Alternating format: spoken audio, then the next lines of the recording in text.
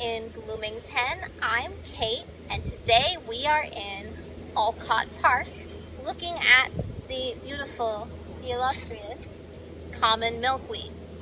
So this right here is our common milkweed. If you come closer, you can see it has big clusters of flowers. I always think they're a really cool shape.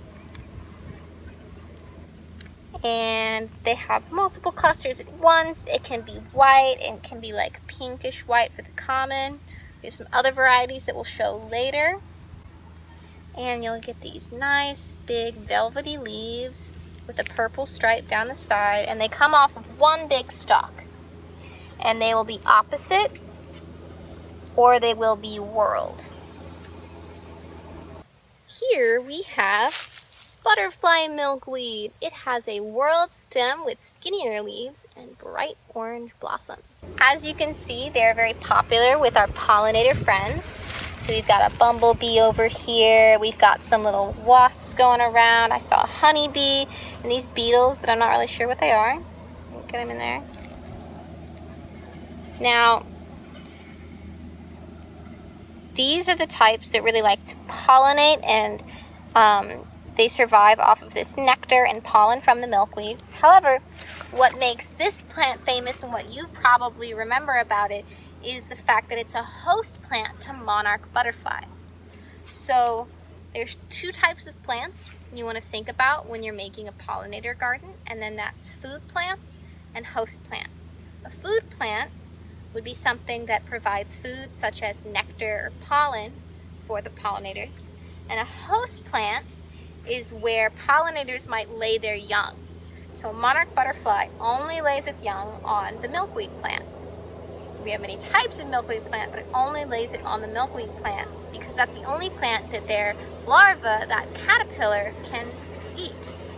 So the way to find a caterpillar is to find a milkweed that's very chewed up. I've been searching, but no luck yet. And you'll usually find it on the youngest shoots or leaves, like the top of this one, that are nice and tender. And they don't really like the hardy stuff. They're a little picky. But this is a great plant for them, and it's the only one that they come to. Anytime you break off a piece of this plant, you'll see this white liquid coming out called a latex. And this isn't the only plant that is a host plant to butterflies. Sassafras can be a host plant. Willow trees can be a host plant.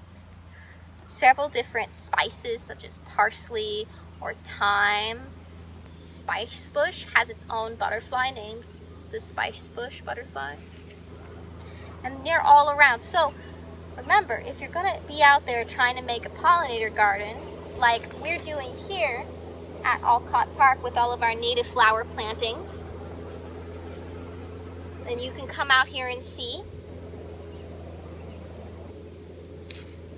You want to give a variety of food, you want to give housing, and you want to make sure there's a water source. Now, you can eat parts of the milkweed plant, that is their flower buds and their young tender shoots and stems, but I think I would personally leave it for all of the pollinators and caterpillars. And just make sure that whenever you see some plantings like this, leave them be. They're there for the bees and the birds, not for us. We have plenty of things to forage in our own backyard.